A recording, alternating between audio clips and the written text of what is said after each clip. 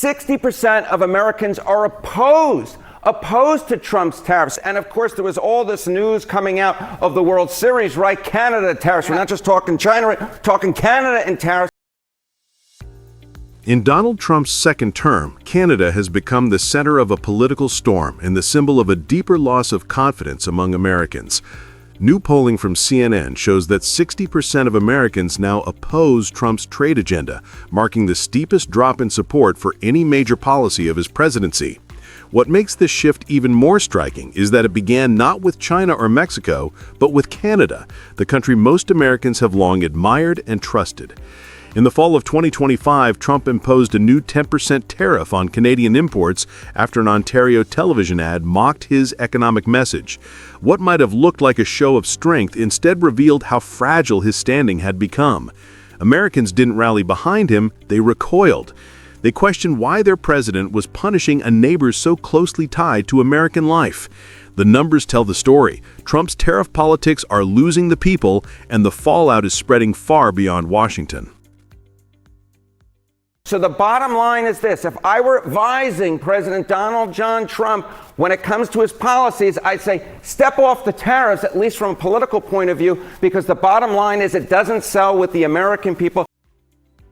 The public turns against Trump. Back in late 2020, most Americans still gave tariffs the benefit of the doubt. Polls then showed 52% in favor, 48% against. 5 years later, that balance has collapsed. By October 2025, 6 in 10 Americans told CNN and Gallup they oppose Trump's trade taxes. Only about a third support his new measures on Canada. The frustration cuts across party lines. Working families say everyday costs have climbed, while business owners complain that uncertainty is choking investment. Economists once called tariffs a temporary tool. Voters now see them as a permanent headache. Trump's promise to make America win again feels distant when grocery bills rise and manufacturing jobs still haven't returned. Even inside his own coalition, cracks are visible. Manufacturers in Michigan, farmers in Iowa, and retailers in Pennsylvania, the very states that helped elect him, now speak of lost contracts and shrinking margins. What once symbolized economic strength has turned into a symbol of strain. The same policy that defined Trump's rise is now defining his decline. The breaking point came when Trump decided to target Canada. Picking a fight with China feels strategic to many Americans. Picking a fight with Canada feels personal and wrong. Polls released by CNN's data unit show that Canada's popularity among Americans stands at plus 49 points, while Trump's own approval rating sits 10 points underwater. Canada is not just another trade partner. It is the friendly neighbor, the reliable ally, the country that Americans consistently describe as the nicest people in the world. Every time Trump attacks Ottawa, he offends that image. What makes it worse is timing. With the economy flat and inflation stubborn, voters see no reason for another confrontation. They look north and see stability, cooperation, and shared values, everything missing from Washington's rhetoric. For them, tariffs on Canada are not about economics anymore. They are about judgment. A president who can't tell a rival from a friend looks less like a strategist and more like a man picking fights to stay relevant. The result is political isolation. Americans admire Canada more than they trust their own leader on trade. That single comparison, popularity plus 49 for Canada versus minus 10 for Trump, captures why this policy feels like a mistake no speech can fix. If the backlash in the United States was sharp, the reaction in Canada was historic. Only 2 years ago, in 2023, just 7% of Canadians considered the United States a threat. By mid-2025, that number had surged to 48%, according to Pew Research Center. Almost half the country now describes America as a potential danger, not a partner. This is more than anger. It is a psychological shift. Canada's sense of security, long tied to friendship with Washington, is breaking away. Canadian media openly describe the U.S. as unstable and unpredictable. Political leaders, from Prime Minister Mark Carney to provincial premiers, talk about building new trade bridges across Asia and Europe instead of waiting for another tariff fight. The cultural distance is growing too. Surveys by Environics Institute show record levels of national pride tied to independence and self-reliance.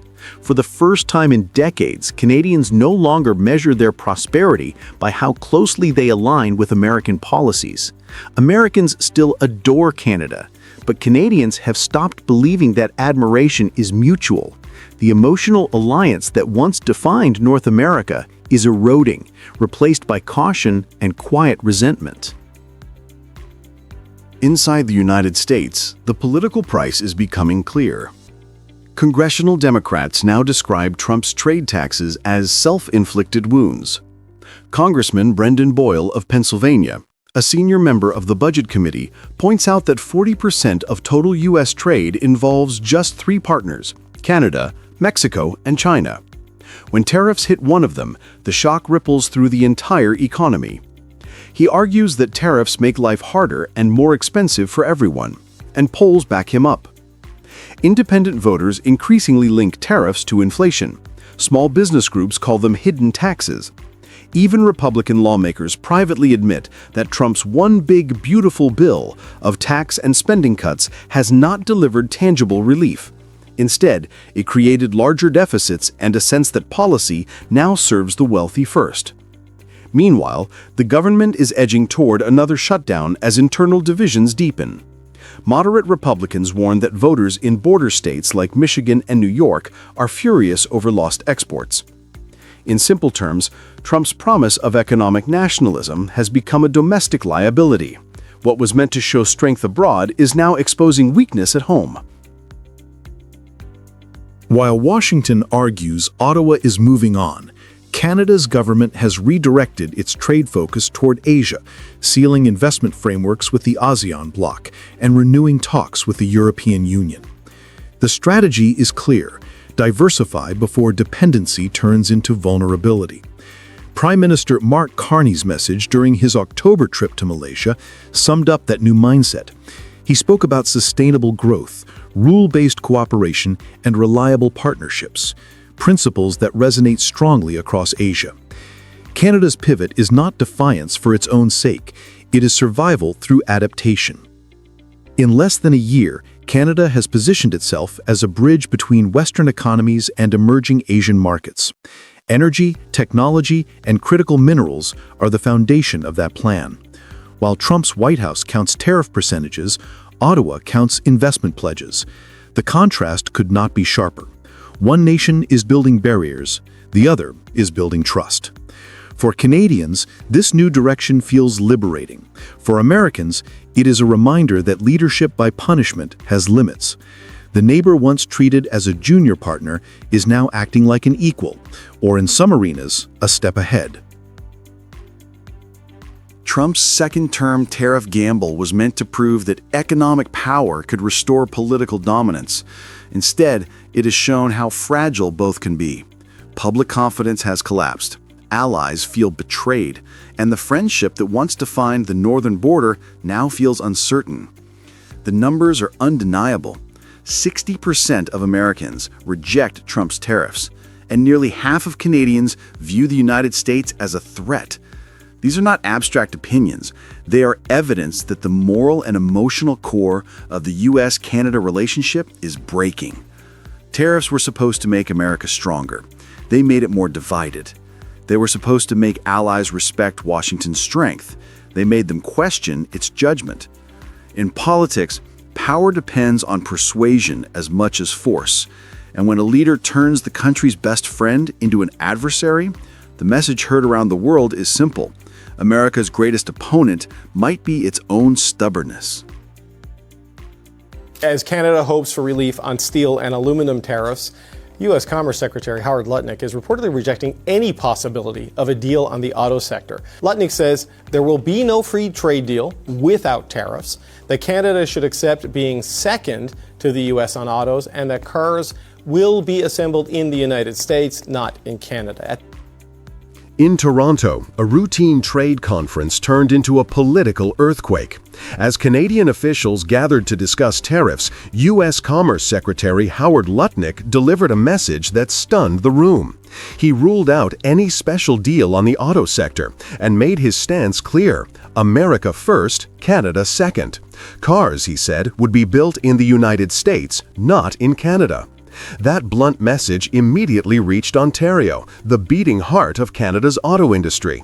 Premier Doug Ford fired back, warning that if Washington intended to cripple Canada's steel, aluminum, and auto sectors, Ontario would stop sending even a single ounce of energy south. His tone was fierce, but it reflected a deep frustration that had been building for months. This confrontation was about more than tariffs or car assembly lines.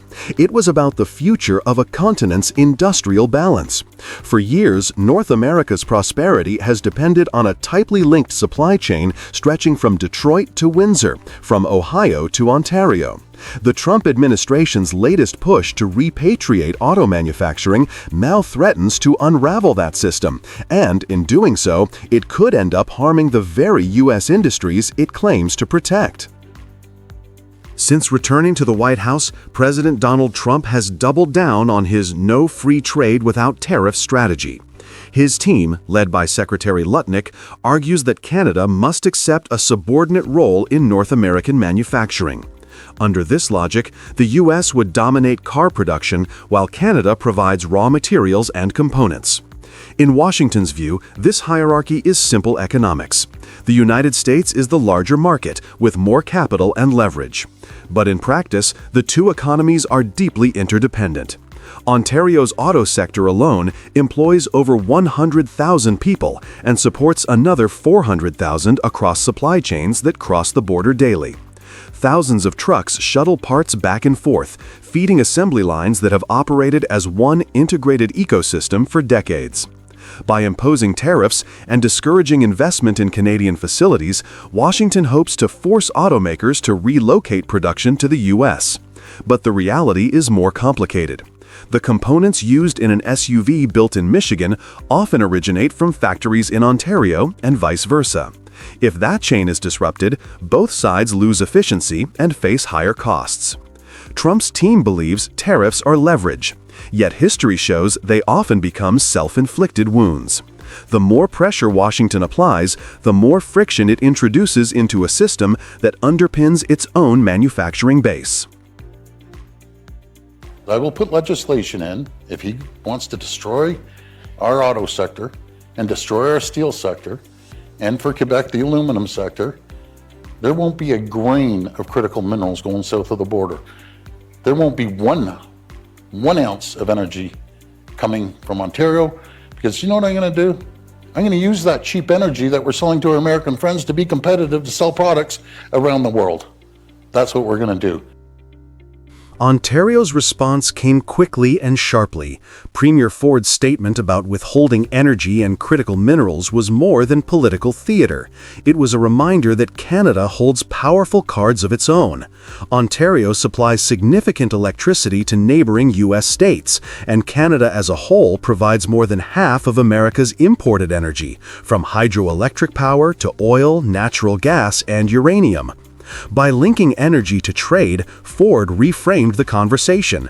He wasn't threatening out of anger, he was signaling that Canada could recalibrate its exports to serve global markets instead of feeding an unbalanced partnership. He emphasized that the same cheap energy currently powering Ontario's factories could make Canadian goods more competitive abroad if the U.S. chose confrontation over cooperation. Within Canada's industrial community, the reaction was equally strong. Business leaders warned that cutting Canada out of North American auto manufacturing would backfire on American companies. Many of the plants at risk are owned by U.S. giants like General Motors and Ford, which have operated profitably in Canada for more than a century. Closing those facilities would mean spending billions to relocate production and losing access to an integrated supply chain that includes Canadian steel, aluminum, and advanced plastics. Meanwhile, labor unions voiced anger that Ottawa seemed to prioritize steel and aluminum relief over autos. For them, the message was clear. The auto sector must remain at the center of any negotiation. Canada cannot trade away its core industries for symbolic wins elsewhere. In this atmosphere, the once predictable rhythm of North American manufacturing is giving way to a new reality. Ontario, long seen as dependent on U.S. trade goodwill, is asserting itself as an indispensable partner, one capable of influencing not just what gets built, but where and how power flows across the continent. While the Trump administration insists its tariffs protect American jobs, the economic math tells a different story. Disrupting trade with Canada carries significant costs for the U.S. economy. Each year, more than $100 billion worth of auto parts and vehicles move between the two countries, according to Statistics Canada and the U.S. Department of Commerce. Roughly 23% of all U.S. vehicle exports are sold to Canadian buyers, a market of 40 million people who purchase about 2 million cars annually. Losing that market would hit U.S. automakers directly, not in theory, but in their quarterly earnings. Analysts at the Automotive Parts Manufacturers Association warn that if the U.S. moves production entirely south, costs will rise across the board. Factories in Detroit, Ohio, and Indiana rely on Ontario's steel and components to remain competitive. Tariffs could drive up prices by 10 to 25%, reducing sales and profit margins. And beyond the economics lies a geopolitical cost. Canada supplies the critical minerals, like nickel from Sudbury, that feed America's defense and battery industries. Restricting cooperation risks slowing down both nations' transition to cleaner technologies. If Washington ignores this reality, its own automakers could face declining output, shrinking market share, and backlash from consumers who see higher prices and fewer options. In essence, Trump's attempt to dominate North American manufacturing could isolate U.S. producers in their own market. What began as a power play could become a policy backfire. The confrontation between Ontario and Washington is more than a trade dispute. It's a test of how far economic nationalism can go before it turns inward. By insisting that every car be built on American soil, the Trump administration risks dismantling a supply network that has made North American manufacturing globally competitive. And as Ontario flexes its leverage over energy, minerals, and market access, it becomes clear that no country can dictate terms in a system built on shared prosperity. In trying to make America stronger, Trump's tariffs may instead weaken its industrial foundation. Canada has not caved. Its leaders have shown that partnership is not submission, and cooperation is not weakness. The message from Toronto to Washington is unmistakable. Pressure may win headlines, but interdependence still drives the continent's strength. North America was built on integration, not isolation. And as this new round of tariff battles unfolds, one truth stands out. When one side tries to win everything, both sides start to lose.